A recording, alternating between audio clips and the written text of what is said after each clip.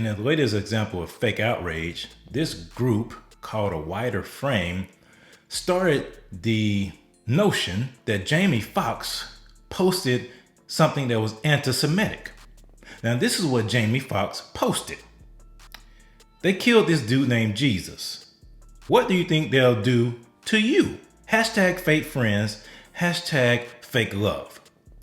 And so this Instagram account, and I think it's related to a pro-Israel, based upon some things I found, pro-Israel account, posted this and said that actor Jamie Foxx posts horrifically, I don't know what, that's a new word, I guess, horrifically anti-Semitic message to his 16.7 million followers.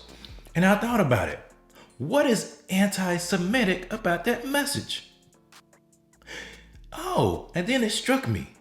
They are assuming that he's talking about Jews when he said they killed this dude named Jesus. It takes a lot of innuendo and a lot of guilt on the inside of you, or you're looking for something to bring attention to your message or to stir up controversy and strife. There's nothing in that message that says that Jamie Foxx was talking about Jews. Now, I know the people will say, oh man, the Jews will say, oh, people use that against Jews all the time, that they killed Jesus. Well, you want to know who really killed Jesus? It wasn't the Jews. Jesus was a Jew. Peter was a Jew. Judas was a Jew, and he turned on Jesus, but he didn't kill Jesus. You could say the Romans killed Jesus. Well, they executed him, but they really didn't kill Jesus. You want to know what killed Jesus? Adam. The sin of Adam, the fall of man. See, Jesus was crucified from the foundation of the world. So if you want to say somebody killed Jesus, we all killed Jesus because we were born into sin. So you can't single out one particular group, even though they facilitated in the execution of Christ, they consented to it, but they weren't the ones that put him on that cross. Sin put him on that cross. But for people to insinuate that Jamie Foxx was being anti-Semitic for using a statement that people in the black community talk about all the time, well, he was referring to somebody fake. That's what he was referring to. But to blow it up out of proportion and cause Jamie Foxx to have to backtrack and apologize, that is where we are in this culture in America.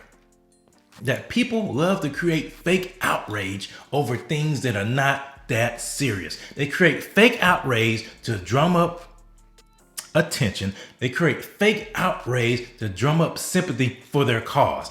And they will take down anybody that stands in their way. And I know they're using this as a means to kind of reiterate the same things that Kanye West was talking about last year. And so they use Jamie Foxx, a prominent man, a prominent black man who says something about Jesus. They killed this dude named Jesus, but yet you in your mind thinking that he's talking about Jews. And he's not. Furthest thing from the truth. So Jamie Foxx had to come out and say, hey guys, I want to apologize to the Jewish community and anyone else who was offended by my post. How can somebody be offended by his post? That's my question. Somebody please let me know in the comments. If this was really offensive, please let me know. Because you are insinuating that he's talking about Jews when the man was not talking about Jews. Based on what I see on that post, I don't see that and read that and say, man, that's the Jews he's talking about.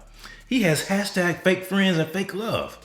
I know my words were clumsy and have caused offense. Man, I tell you what, man, this cancel culture has people doing more flips than Simone Biles does on the balance beam. I tell you, people backflip left and right. They backtrack left and right nowadays.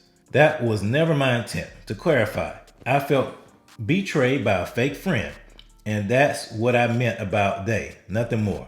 I have love in my heart for everyone. I support the Jewish community and all faiths, and I'm against all hate. Once again, my deepest apologies. And it's sad. And then look at this.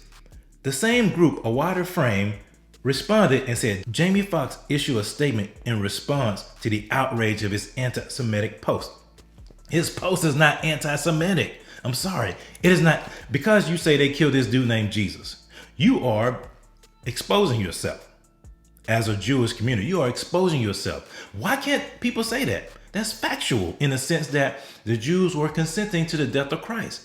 How is that anti-Semitic? I love the Jewish people. I support the nation of Israel. I know what the word of God says. Blessed is the nation whose God is Lord, and I bless those who bless you, and I curse those who curse you. I love the nation of Israel. I support the nation of Israel. But there's nothing anti-Semitic in Jamie Foxx's post. Unless you want to read into it, unless you want to create fake outrage. You want to make everybody a victim. And now Jamie Foxx has been made a victim because of this fake outrage. And you felt, and you made yourself a victim of wider frame. You wanted to make yourself a victim to elevate your stance, to elevate your standing. That is absurd, that is appalling, and that is disgusting. That is very disgusting that you would drag this man's name through the mud over something that is not anti-Semitic at all. And I know there's been an increase in anti-Semitic activity in other places, but these same folks would not have said anything about the recent anti-Semitic rantings by this representative. Washington Congresswoman Pramila Jayapal is facing backlash after comments she made calling Israel a racist state. The Congresswoman was appearing at a conference for progressive activists when she called Israel a racist state. On a panel, Jayapal also told the audience that Palestinian people deserve autonomy and the dream of a two-state nation is slipping away. Now, after her controversial comment went viral on social media, the Washington Congresswoman released a statement trying to walk back what she said. Quote, "It is important I clarify my statement. I do not believe the idea of Israel as a nation is racist. I do, however, believe Netanyahu's extreme right-wing government has engaged in discriminatory and outright racist policies. I have always worked toward a two-state solution that allows both Israelis and Palestinians to live freely, safely, and with self-determination alongside each other."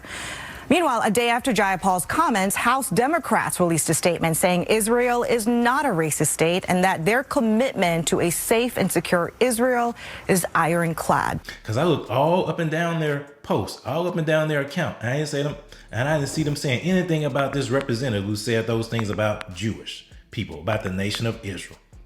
So I don't know where they stand politically. I have an inclination of where they stand, but the simple fact that they would use something that Jamie Foxx has said, however clumsy and however misplaced, and see, the problem is it wasn't clear. See, nowadays you have to be really clear who you're talking about in the social media world, because if you're not, people will twist it and use it for their advantage against you, and that will make you a victim. And that's their whole intent, to make you a victim, to elevate themselves. We are not victims. We are empowered for greatness.